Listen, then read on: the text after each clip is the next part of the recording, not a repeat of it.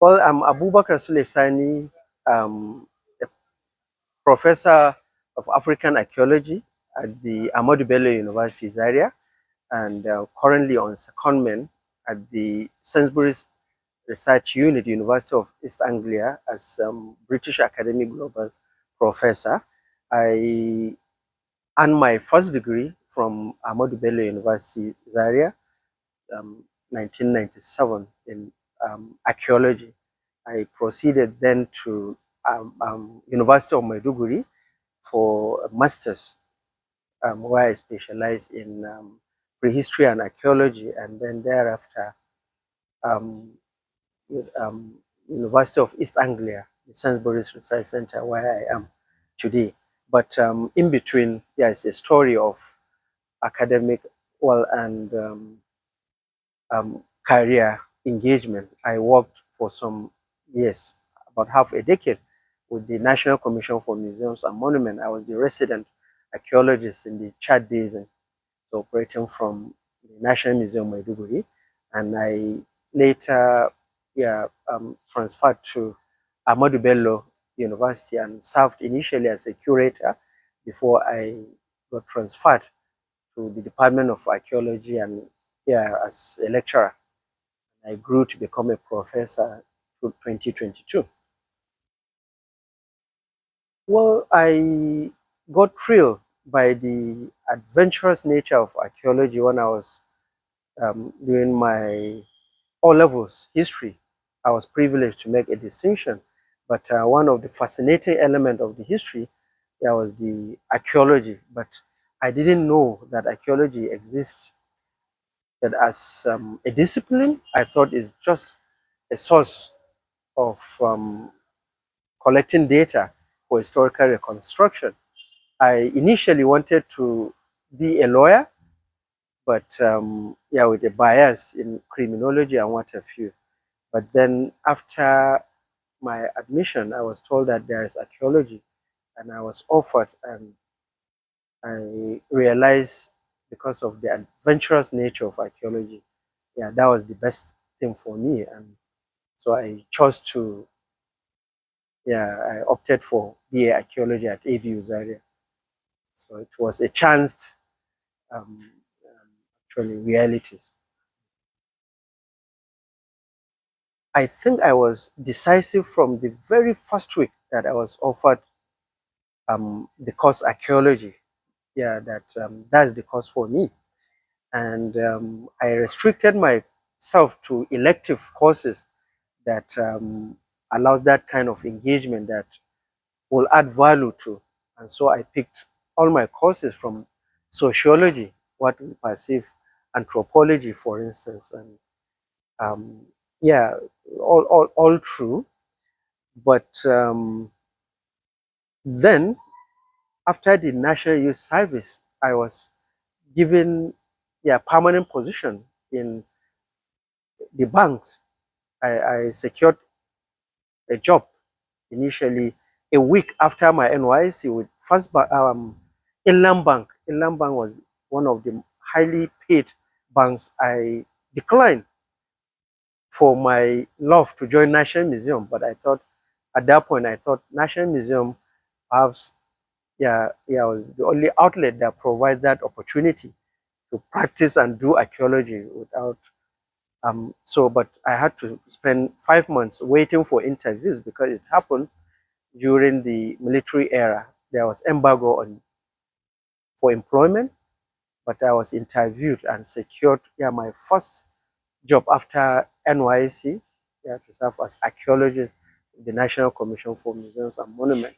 So I think I became decisive from then on, but then the conviction became even clearer and stronger after NYC when I was ready for the job market, that I would only operate within a terrain that yeah, that relates to archaeology, heritage, and tourism. I always see that synergy and relationship with tourism. So now I can tell how different they are, but then I always see the connection, how integrated they are. Well, issues of beliefs, they are quite personal, yeah, about my being, yeah, certainly with a religion. But archaeology, yeah, helps one to yeah, perceive as fully professional. But the kind of archaeology that we do, or the training, yeah, from day one, I think is what we call applied archaeology. How do we relate, yeah, the skills, yeah, to solving contemporary problems? So, and I live over time, yeah, it's not shaping. I don't know which one shapes, yeah, which or what, but then I believe that archaeology is not just about the objects. Yeah, it's about life. Yeah, it's about everyday thing. Yeah, yeah, and that's culture. Um, but I believe, yeah, it's about providing solutions. And archaeology, yeah, looking at the tools, yeah, helps us to deal with, yeah, current, yeah, challenges. So yeah, that's what I see. Well, the reality is, whenever I bring, they see the artifact as dead, yeah, as a garbage maker, this and that. It's quite, yeah, funny. But I have, for a very long time, I decided to create positive impressions about what it is, yeah, by engaging people around and talking about, yeah, what it is with anybody that cares to listen. So I believe in public archaeology. I believe in community archaeology. I believe in talking to people that have no relationship to archaeology. Yeah, and it's simple, using simple language. Yeah, using simple examples that will make people appreciate. But yeah, that is that about it outside of the university. But then even in the university setting as teachers, yeah, over in Zaria, for instance, I know more than 70%, if not 80, of students that get admitted to archaeology, usually by accident, chanced, because yeah, the medicine that they applied for not available. The law, I can cite my example, yeah, not available. So it was like a dumping ground. There's this perception about if you come to the university, there's a dumping ground, but people make the best out of it. It depends on, there are people that feel it's like that's the end of their world because they are in archaeology. So this kind of constant engagement using real life situation, yeah, create positive. You can't tell how your engagement with one person can change a whole lot, yeah, for archaeology, but how people care for the heritage, because it's not just the professional aspect of archaeology that matters, but how these issues change perception of people to revere and protect our common heritage. And we know how problematic issues of, yeah, religious beliefs are when it comes to, yeah, how people define artifact as fetish, for instance. But then, can we, to what extent can we disconnect our realities with the past? So this engagement facilitate, provide positive, create positive energies towards the protection of our heritage. Well, I think from when I was coming up early, I believe in that engagement, yeah, yeah, using, yeah, the professional engagement to facilitate engagement with the communities, with people that are not necessarily archaeologists. So for every project that I ever did, there is a platform, there is the element, yeah, that for community engagement. Yeah, for all the excavations, I always allow passers-by to stop over and ask questions. So for the period that I spend to engage people, I don't remove them as like waste. Yeah, I factor them, yeah, into what I, yeah, well, something that is popular, yeah, the, yeah, public archaeology. So educating through what you're doing. But other projects that we do, is it about the preservation of the Bakolan rock arts and what have you? Is it about the protection of the Sukkur World Heritage Site? Is it about the British Archaeology Global Professorship? They all value an area of celebrating, yeah, the professional engagement, yeah, with the people, with the communities, with people that have no relationship to professional archaeology itself. Well, the profession itself is quite I think we should then interrogate maybe cultural ways and maybe political, yeah, for those of us that are doing African archaeology. You know, the society, yeah, there is this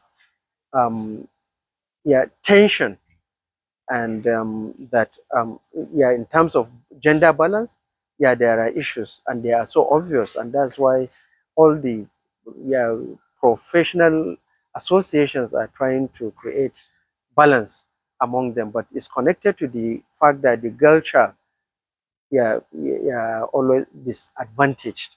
But then professionally, I think it provides equal opportunities and access. Now, yeah, as a teacher, at some point as head of department of archaeology of my university for 5 years, yeah, we created policies that allows pregnant women, students, yeah, to nurse their babies and still practice, yeah, engage in field school and other practical, yeah, without being disadvantaged. So we create situations, yeah, that favors all and everyone, yeah, to thrive. But there are certain things that are beyond the profession and beyond, yeah, that could be quite cultural. Well, when I was, yeah, growing up, I was privileged, I think, to read yeah, texts by, yeah, Basi Anda, for instance. Yeah, he inspired me, and yeah, the critical issues, how, yeah, we engage, yeah, with objects and understand what happened behind the object, the realities, the life behind the object. And sincerely, he inspired me, yeah, when it comes to critical engagement with artifacts, but interpretation as well. But beyond that, I think as I grew after as a graduate student, I engaged with works of Tim Inso, whom I met, I think, within the, towards the end of my first decade, yeah, practicing. I thought he was someone that is maybe 90 years old. So I met him, and quite a young chap, but his writing, his style of writing, yeah, bringing about Islamization and Islam, for instance, bringing these issues that are contentious within the frame and framework of archaeology. It inspired me. Well, the project is understanding West African peoples through museum collections. How do we create value out of legacy collections, objects that have been already excavated? And we have storages and archives that have quantum of these materials hidden. So my project, yeah, was inspired, yeah, by a project I did some years back, REOC. REOC, yeah, yeah, got support from the US Ambassador's Fund for Cultural Preservation to reorganize and create stories, space, and then care for collections that are hidden in storages. After that, it became obvious that greater part of what we have in our storages while we every day embark on new excavation. And so I said, oh, given the development and growth, can't we revisit these objects that were collected, excavated 70, 80 years before now and subject them to interpretative models that are buoyant today? So that inspired me to come up with a research questions to tell a story about politics, about people, about cultures, about social relationships, relying on these hidden materials in the storages. So it's within the terrain of museum archaeology. So that is what I conceived as a proposal, and I was privileged to get the funding that will run for 4 years. We have just done this the first year. We have just migrated to the second year for the project, and we've been exploring objects at the storage of the National Museums in Jos, Ahmadu Bello University's area, and now the Museum of the University of Ibadan. And from my recent engagement, the DIMA, the precious materials or platform provided by Graham Corner, the DIMA, with the sequence that allowed us to appreciate the length of human occupation of the Chad Basin, but Nigerian region are hidden here. I am not sure if there was an engagement with the materials after this. And we all know there's a Bible, well, sort of the 3,000 years of man in Africa. So we've been engaging with the Daima materials, the Katsina Ala materials, the Birni Gazargamu materials, the rock materials in the of all ages and contexts with their own peculiar problems. But that's what we are engaging currently. But the project, I think, helps to, aims to, engage with the objects, create stories, but celebrate with people so that maybe we might have another perspective to the stories that have been published before now.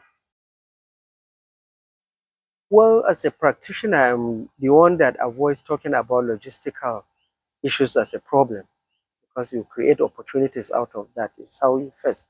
I won't talk about funding. I won't talk about issues with electricity, for instance, if you're that's. But I think the issues are contextual. The diamond materials excavated by Graham Corner are in the storage with we haven't seen a single profile, stratigraphic, disposition of, So how do you tell the story when the objects are intact in the boxes, but the associated record that provide context for these materials are not there? I think there is a fundamental problem maybe with our practice that we downgrade the value of the record of the object, the dimension, the necessary documentation that makes archaeological objects stronger and powerful as medium of statement.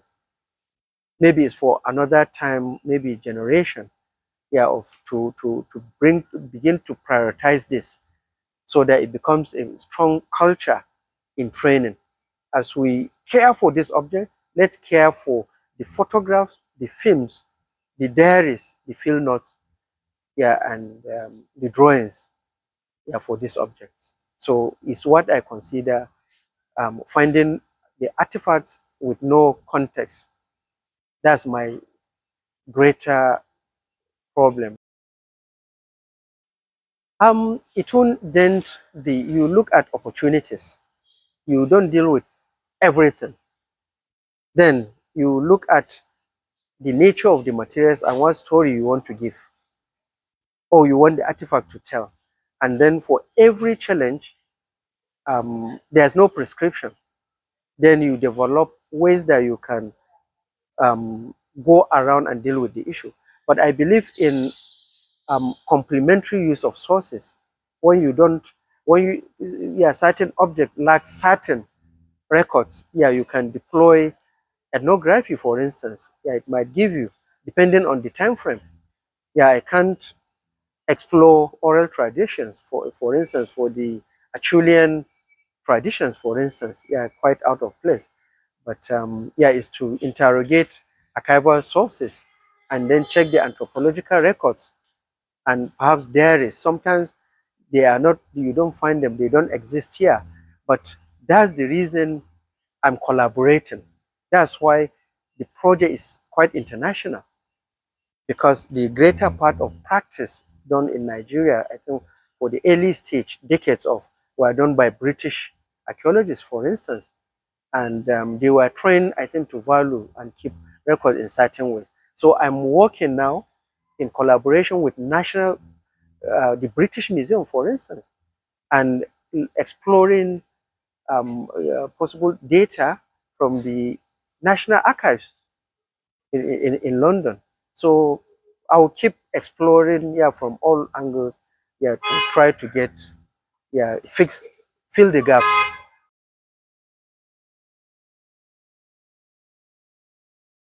As we go.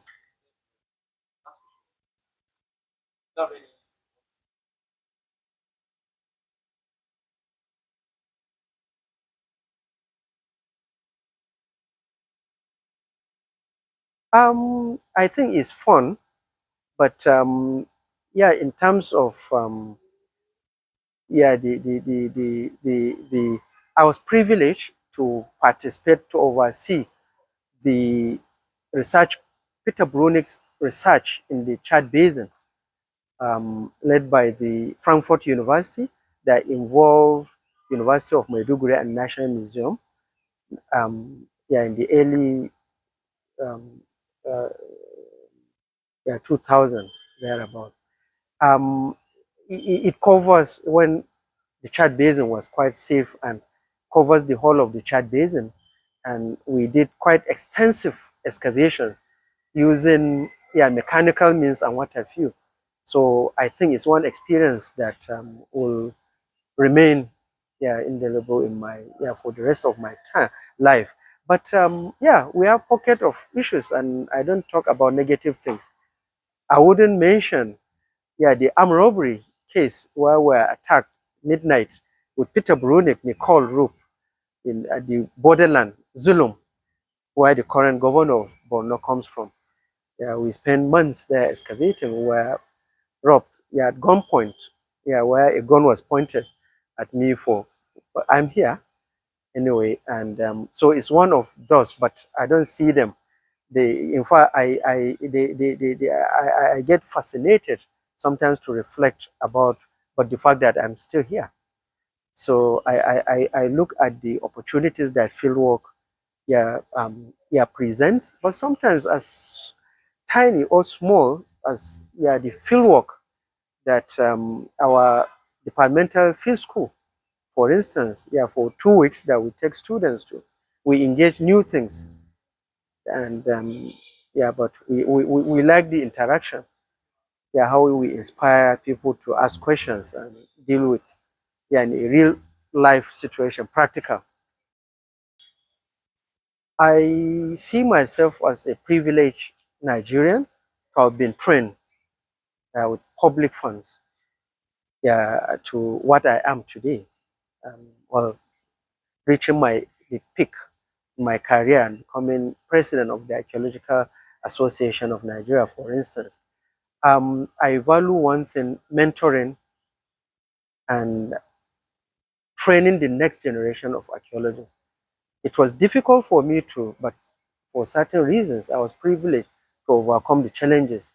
So for everything that I do, I create a space to train early career professionals, whether in the museum or in the university. When I came for this project, I looked at the curriculum for cultural resource management.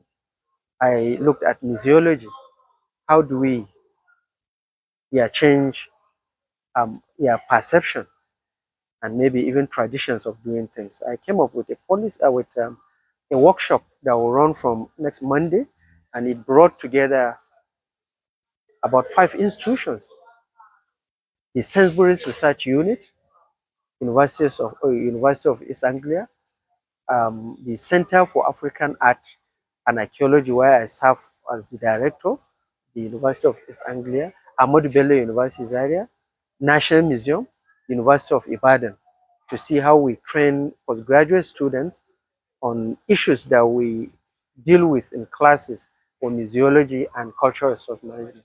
I believe this will upskill, yeah, the next generation, and perhaps make a small impact that will have bearing on how we care for our heritage, the collections in the storage and in our museums. I think is to go beyond what they are taught in the class to appreciate what archaeology is beyond the local environment, maybe, yeah, international, to realize that it comes with a lot of opportunities, prospects, and yeah, goodwill. And it's about knowing how it can resolve problems, and then it makes it quite interesting. And yeah, well, hard work and avoiding engaging, yeah, with the text.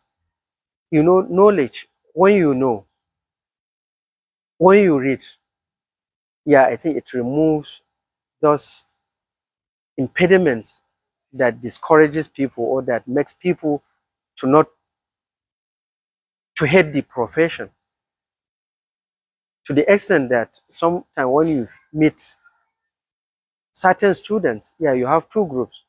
Some are passionate when they spend their time in the bush, yeah, but for others they see it as like they are suffering, like punishment, like hell. But it depends on, yeah, their perception of what opportunities this kind of engagement are and what the future holds for someone. You know, African archaeology is a huge terrain with different methodologies, with different opportunities. But it's only by reading, yeah, what one can do with the archaeology to appreciate past African peoples, politics, international relations, domesticity, trading, commerce, yeah, and what have you, that one will make it more appealing.